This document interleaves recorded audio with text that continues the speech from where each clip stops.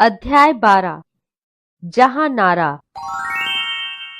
पात्र शाहजहां, जहांनारा, औरंगजेब, औरंगजेब का बेटा, नकीब, सूत्रधार, दासियां, सेवक। दृश्य 1। यमुना के किनारे शाही महल का दृश्य। महल में सन्नाटा है। नेपथ्य से तोपों की गड़गड़ाहट और अस्त्रों की झनकार सुनाई दे रही है। शाहजहां मसनद के सहारे लेटा है। दासी दवा का पात्र लिए खड़ी है। शाहजहां चिंतित है। तोपों की आवाज से वह कभी कभी चौंक पड़ता है। शाहजहां, नहीं नहीं, क्या वह ऐसा करेगा? क्या हमको सिंहासन से निराश हो जाना चाहिए? जहांनारा का प्रवेश। जहांनारा, हाँ, अवश्य निराश हो जाना चाहिए। शाहजहां सिर उठाता है। शाहजहां, कौन जहांनारा? क्या तुम सच कहती हो?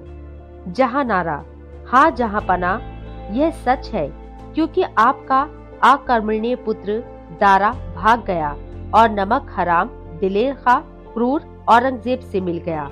अब किला उसके अधिकार में हो गया है। शाहजहां, लेकिन जहांनारा, क्या औरंगजेब क्रूर है? क्या वह अपने बूढ़े बाप की कुछ इज्जत ना करेगा? क्या वह मेरे जीते जी सिंहासन पर बैठेगा? जहांनारा, जहांपनाह, आपके इसी पुत्र वात्सल्य ने आपकी यह दशा की है। औरंगजेब एक नारकीय पिशाच है। उसका किया क्या नहीं हो सकता, एक भले कार्य को छोड़कर।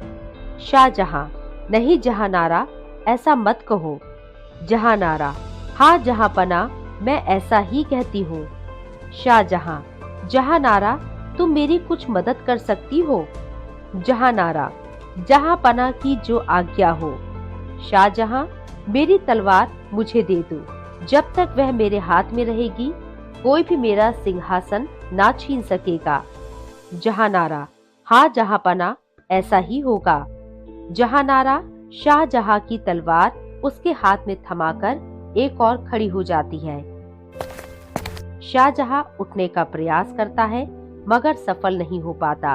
वह लड़खड़ाकर गिरने लगता है तो शहजादी जहांनारा बादशाह को पकड़कर सिंहासन के कमरे की ओर ले जाती है। दृश्य 2। सिंहासन पर वृद्ध शाहजहां बैठा है। नकाब डाले जहांनारा पास बैठी है। कुछ सरदार खड़े हैं। नकीब भी खड़ा है। शाहजहां के इशारा करते ही वह कुछ कहने के लिए मुंह खोलता है। तभी पर्दे की ओर से एक तलवार मंच पर आती दिखाई देती है। तलवार लगते ही वह एक और लुढ़क जाता है। सब चकित होकर देखते हैं। तभी जिरह बख्तर से लदा हुआ औरंगजेब अपनी तलवार को रुमाल से पोंछता हुआ सामने आ खड़ा होता है और बादशाह शाहजहां को सलाम करता है। उसके साथ उसका बेटा भी आता है। औरंगजेब, हुजूर की तबीयत नासाज सुनकर मुझसे ना रहा गया, इसलिए हाजिर हुआ। शाहजहां कुछ कांपने सा लगता है। शाहजहां, लेकिन बेटा, इतने खून खराबे की क्या जरूरत थी? वह देखो, बुढ़े नकीब की लाश लौट रही है।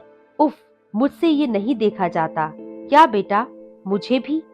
इतना कहते कहते शाहजहां बेहोश होकर सिंहासन पर झुक जाता है। यकायक औरंगजेब के तेवर बदल जाते हैं। उसकी आवाज कड़क हो जाती है। औरंगजेब, हटाओ उस नापाक लाश को। जहांनारा दौड़कर सुगंधित जल लेकर वृद्ध पिता के मुख पर छिड़कती है। तभी औरंगजेब दहाड़ता है। औरंगजेब, है ये कौन है जो मेरे बूढ़े बाप को पकड़े हुए है? फिर शाहजहां के मुसाहिबों को लताड़ता है। औरंगजेब, तुम सब बड़े नामकूल हो। देखते नहीं हमारे प्यारे बाप की क्या हालत है, और उन्हें अभी भी पलंग पर नहीं लिटाया। औरंगजेब और वह सब सिंहासन की ओर बढ़ते हैं। जहांनारा फुर्ती से एक हाथ में कटार और दूसरे में शाही मुहर लगा हुआ कागज निकालकर खड़ी हो जाती है और उन्हें आगे बढ़ने से रोकते हुए कागज दिखाती है। जहांनारा, देखो, इस परवाने के मुताबिक मैं तुम लोगों को हुक्म देती हूँ कि अपनी अपनी जगह पर खड़े रहो जब तक मैं दूसरा हुक्म न दूं। इसमें लिखा है, इस शख्स का सब लोग हुक्म मानो और मेरी तरह इज्जत करो। शाहजहां के लिखे उस कागज की ओर देखते ही जहांनारा के आगे सबके सिर झुक जाते हैं। औरंगजेब भी झुक जाता है। कई क्षण तक सब उसी मुद्रा में खड़े रहते हैं।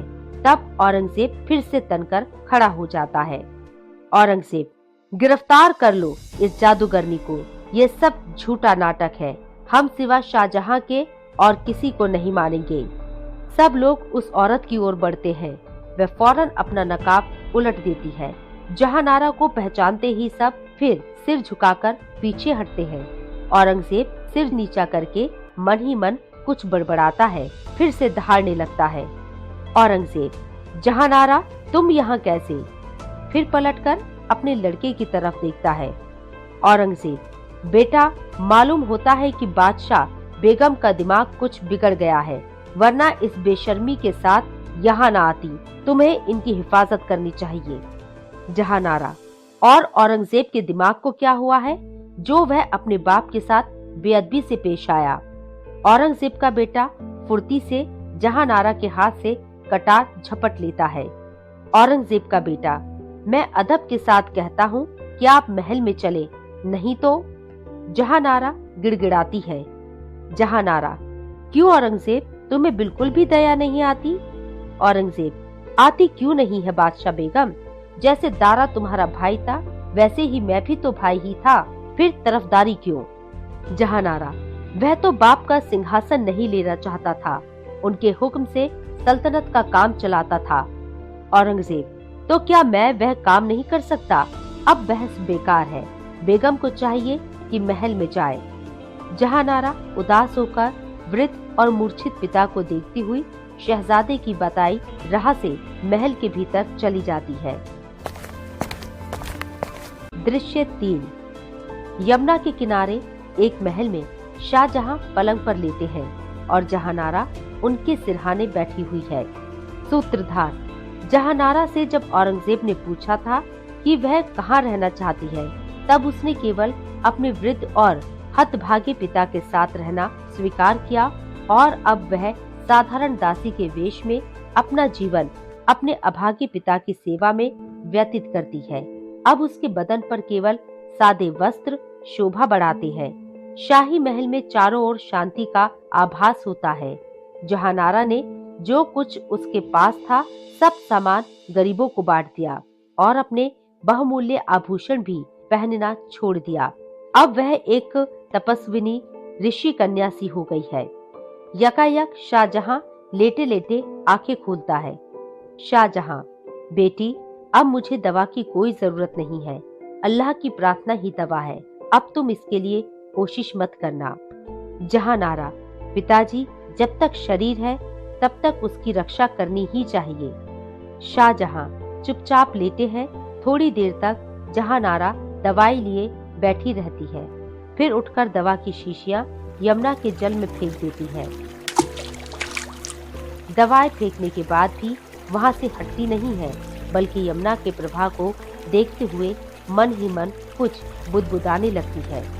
जहांनारा, यमुना का प्रभाव पहले जैसा ही है। मुगल साम्राज्य भी तो वैसा ही है।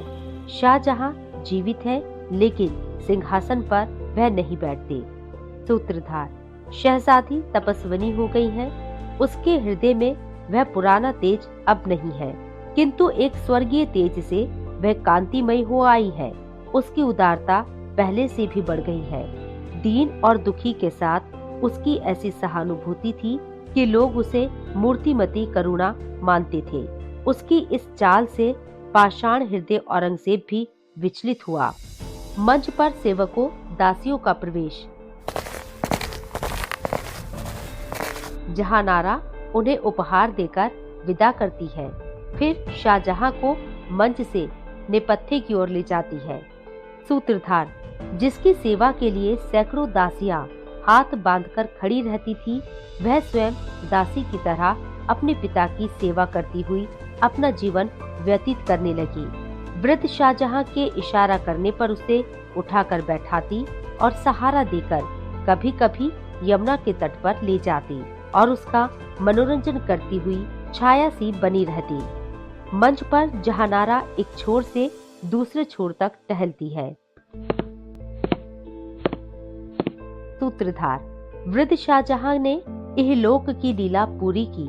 अब जहानारा को संसार में कोई काम नहीं है। केवल इधर उधर उसी महल में घूमना भी अच्छा नहीं मालूम होता। उसकी पूर्व स्मृति उसे और भी सताने लगी। वह बहुत क्षीण हो गई, बीमार पड़ी, पर दवा कभी न पी। धीरे धीरे उसकी बीमारी बहुत बढ़ी और उसकी दशा बहुत खराब हो गई। तब औरंगजेब ने सुना, अब उससे भी सह न हो सका। वह जहानारा को देखने के लिए आया। दृश्य 4। जहानारा एक पुराने पलंग पर जीर्ण बिछौने पर पड़ी है। धीमी सांस चल रही है। तभी वहां औरंगजेब प्रवेश करता है। जहानारा की हालत देखकर उसकी आंखों में आंसू आ जाते हैं। वह जहानारा के पलंग के पास ही घुटनों के बल बैठ जाता है। औरंगजेब: बहन, कुछ हमारे लिए हुक्म है।